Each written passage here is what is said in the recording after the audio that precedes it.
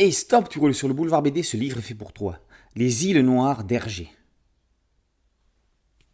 Lorsque Hergé déclare en 1975 à un journaliste du Figaro qu'il ne sait pas s'il est ou sera classique, il ne se doute pas que 40 ans après sa disparition, il fera figure de classique parmi les classiques de la bande dessinée.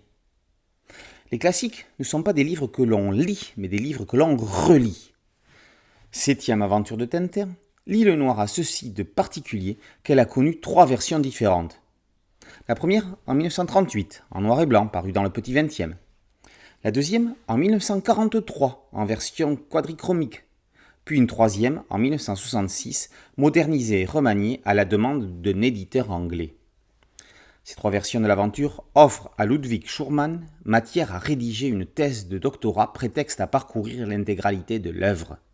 C'est cette thèse, soutenue en 2009, qui est ici présentée avec une actualisation et des compléments.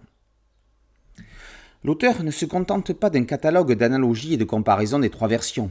Il s'attaque à la genèse de l'œuvre, à la recherche de ses sources et de ses influences.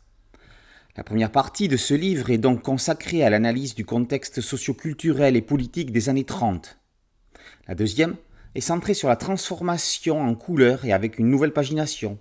On y verra comment Hergé a géré cette métamorphose, lui permettant de perfectionner son album. La troisième partie justifie la création de la 3e version d'une même œuvre. Outre le travail de modernisation des véhicules que l'on retient au premier coup d'œil, l'auteur de la thèse s'attarde sur les évolutions graphiques et le cadrage, et la disparition de quelques belgicismes. Dans une 4e partie, Ludwig Schurman démontre comment l'histoire s'est dédramatisée au fil des versions, voire même édulcorée.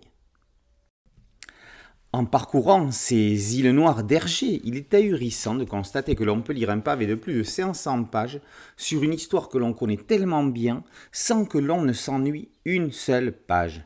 C'est peut-être parce qu'elle fait partie de l'âme d'enfant que chaque lecteur de Tintin a au fond de lui. On pourrait penser que sans les guest stars que seront plus tard Haddock et Tournesol, l'album serait plus ou moins relégué dans les bas-fonds de la série. Pas du tout. Est-ce à cause du décor ? Est-ce grâce à son côté thriller, polar ? Il y a quelque chose de magique dans cette histoire, encore plus que dans les autres aventures. Ce livre donne envie de réouvrir à nouveau l'île Noire, l'un des albums les plus mythiques du 9e art. Quand on a fini de lire Tintin, on peut recommencer à lire Tintin, on y trouvera toujours quelque chose de nouveau. Les îles Noires d'Hergé, par Ludwig Schurman, est paru aux éditions Georg. Boulevard BD, c'est un podcast audio, un site dédié et une chaîne YouTube. Merci de liker, de partager et de vous abonner. A très bientôt sur Boulevard BD, avec pas mal d'épisodes spéciaux Boulevard Tintin. Ciao.